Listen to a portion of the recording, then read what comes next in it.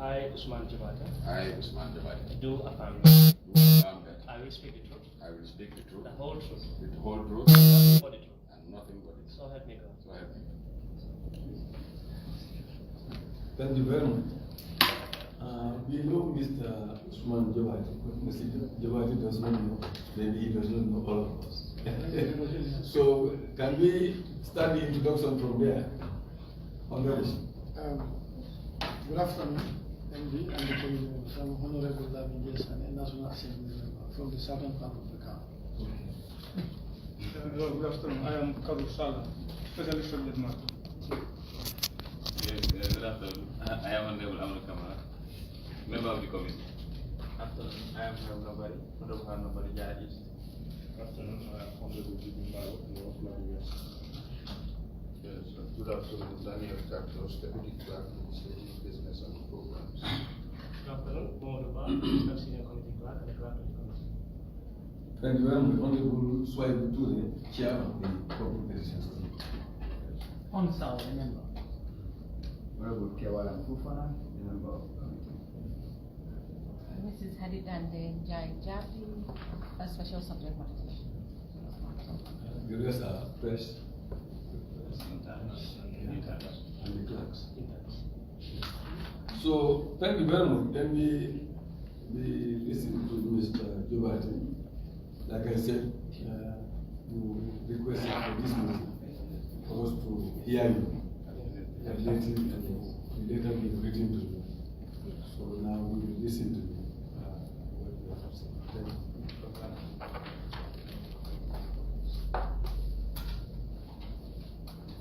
Thank you, Honorable Chair and Honorable Members and subject matter specialists.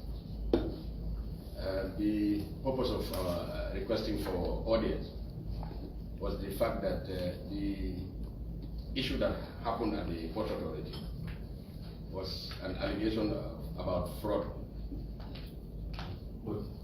And it was as a result of whistleblower information that was received in my capacity as managing director.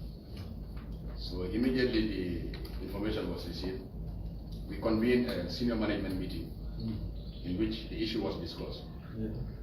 And the specific directorate which the incident was alleged to have happened was had during that meeting. Before the end of that day, it was on a Tuesday, I believe, if my memory serves me right, the 2nd of February, I wrote a memo assigning a task force, which is an internal task force comprising members of the GPA management team.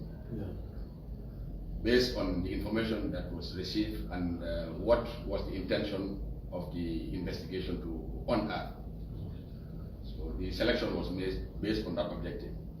And senior audit manager, a junior pilot, and a corporate service, a manager in the corporate service were selected. So these are people that were independent of that department that was being investigated. And they were given 3 weeks to unearth the matter and report back to management. So when that happened, the committee, because they were under pressure, they submitted the report, but it was preliminary. Because the nature of the allegation spanned a lot of transactions that happen typically in a day. We have more than 150 containers that leave the gates of the port. So if there was any allegation of fraudulent activity going around those deliveries, it means a lot of paperwork had to be checked over a period. So when the committee submitted their report, it was submitted with some observations and recommendations. And one of the primary observations was there's a lot of documents that they needed time to go through so that they can get to the bottom of what was alleged to have happened.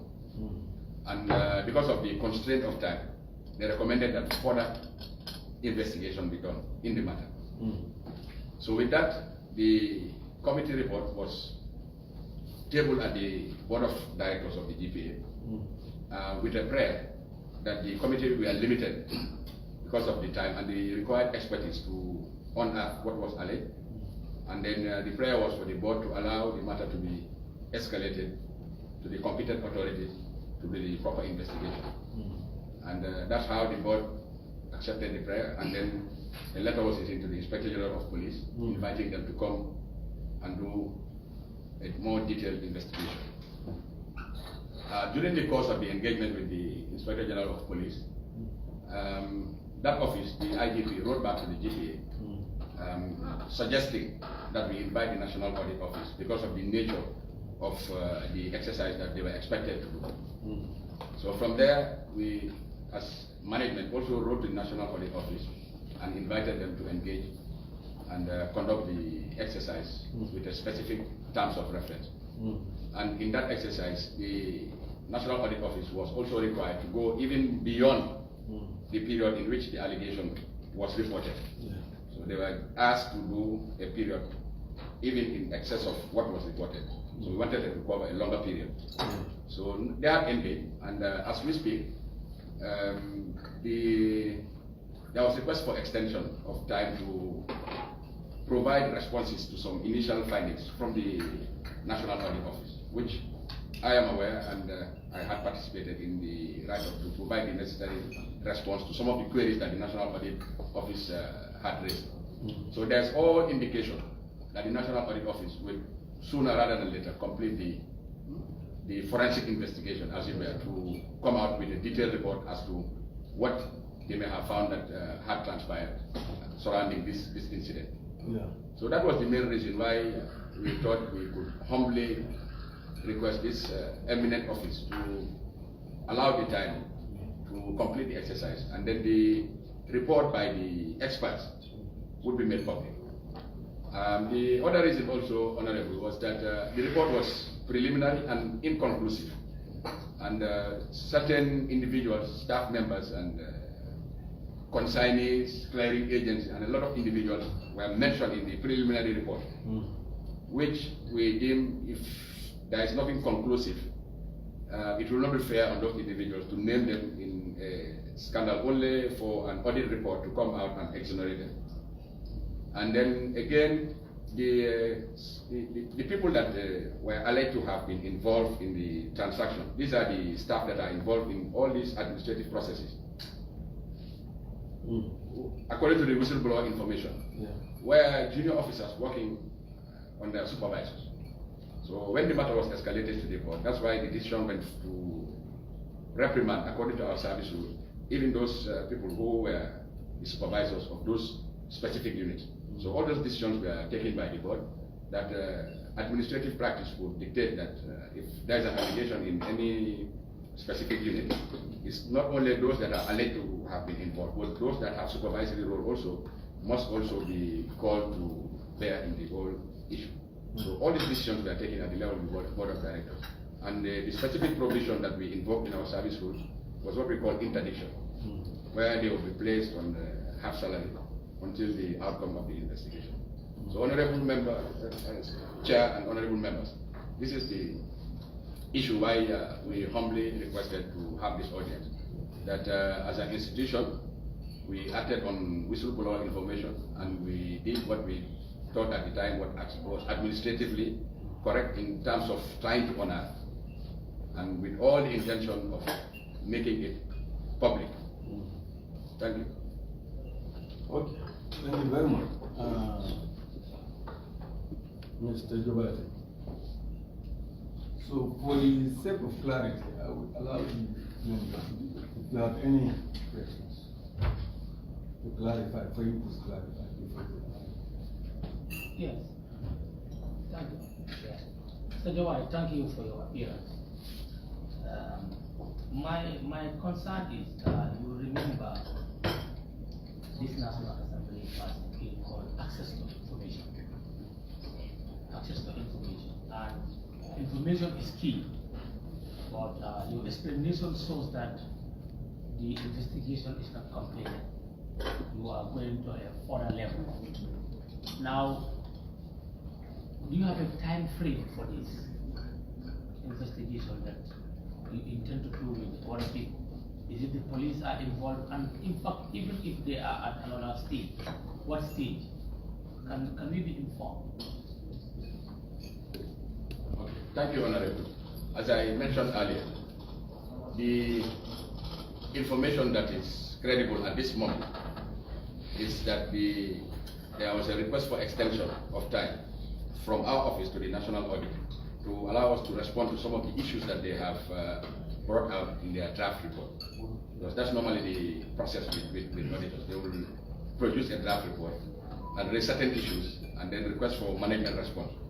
So we are at that stage of gathering the management response. And the deadline we have to respond to the auditors is on the 25th of October this month.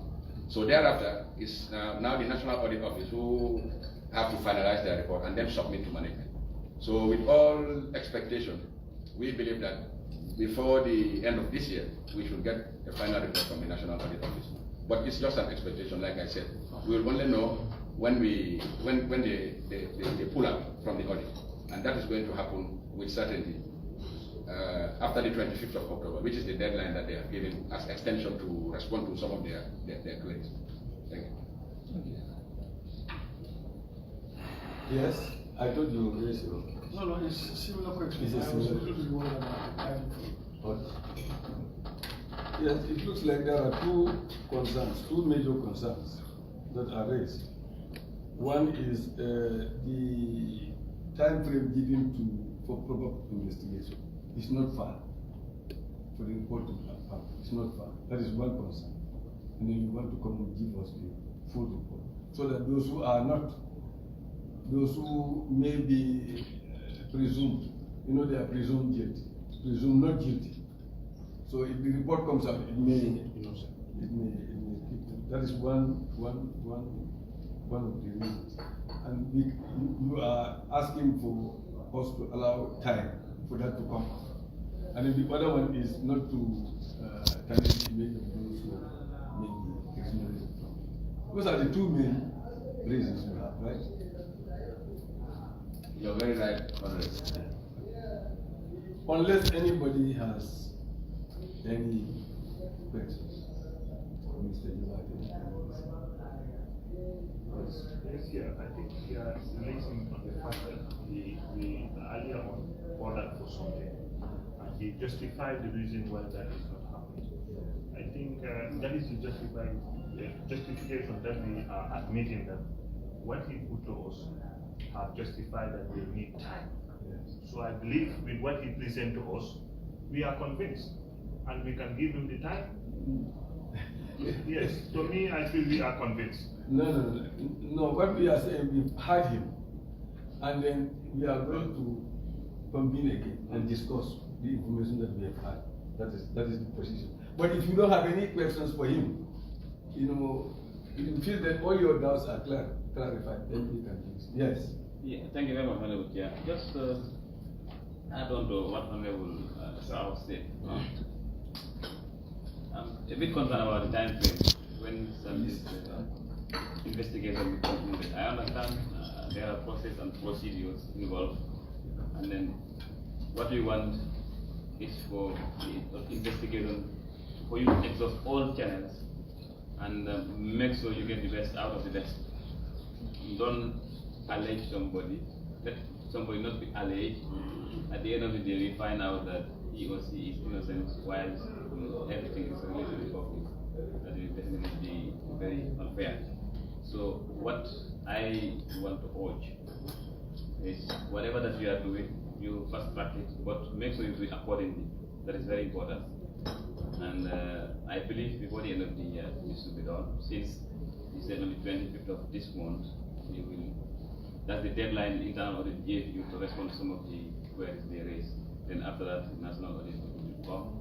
Yes, and then you can also convey our message to them. This is a matter of public importance and it's a matter of public concern.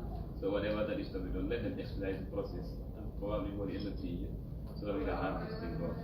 Because as far as the committee is concerned, we are acting on a petition that is demanding for the investigation report to be released to the public, nothing else and nothing more.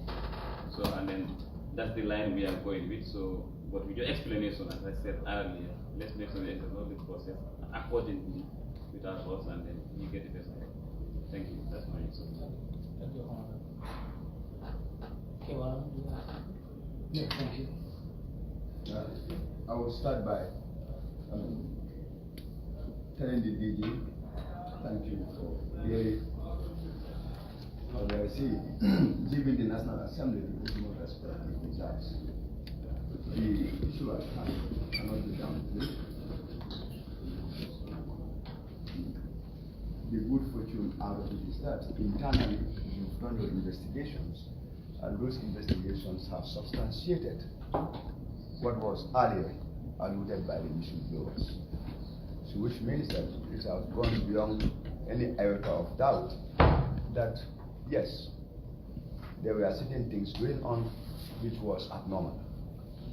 Now, with the reasons you've advanced, I would not conclude for the committee, that is for the committee to decide, which I am a member of, but will just add my voice to earlier speakers to say that waiting till next year is far-fetched. The most difficult part of the investigation have been done. They have done the forensic audit. As of now, they've provided you with a draft and they've given you an ultimatum, which is the 25th of this month. Which means once management have definitely responded to the queries or the areas highlighted by the external auditors, what will be left there for the external auditors to do is just to collate. That shouldn't go beyond a month. You know, and going by what Honorable Kamara has said, if you express the need and urgency of the report, they should be able to complete it, voting before the end of November, and then you'll be able to close this chapter. So at this point, Honorable Chair, what I would advise the committee to do is, since you've made a request, you've heard from him, in-house, you can sit down, you know, discuss among ourselves and come up with a verdict which can be communicated to them. Thank you. Yes, so if we don't have any other intervention, we can conclude. But one thing that we want to make very clear to the entire country, the committee is mandated by law and we have our standing order that guides us. And we cannot go out of that guidance. And we want every Gambian to know that the issue in hand is an issue that needs consultation. We don't want to do anything rush, and we are not pressing any individual or an institution. We are out to seek for what the petitioners want. So in doing that, National Assembly, we don't have any other special interest in this case. And our relationship with the institutions should be based on the demand. So we thank you for appearing before us, and we believe your collaboration with the committee will be intensified in the near future. So we thank you for your presence. He wants to say something. Okay. Thank you, Honorable Chair. And first and foremost, to apologize for the last time I could not appear in person because I was away on official mission when the summons came. Yes. And just to reaffirm our commitment that we treat this honorable house with the due respect. And as public servants, we are aware about our responsibility, that we are open to scrutiny. So if that is anything to go by, it's just to give the assurance that we will make public all the investigation report of what may have happened as public servants. We are open to scrutiny, and it's one of our mandates to ensure that whatever service that we provide is being scrutinized by the public, and we are aware about that responsibility, and we are committed to ensure that whatever the public demands of us, we are there to fulfill the expectations of the public. And then the matter is now for the public space to judge whatever may have happened. But the commitment is there to ensure that we are alive to our responsibility and open to scrutiny as public servants. Thank you. Thank you, Mr. Jobari. You are now released. Yeah, he can, no, we'll get back to you. You released. Yes, you can go now. Thank you. Thank you. Thank you. You're welcome, sir.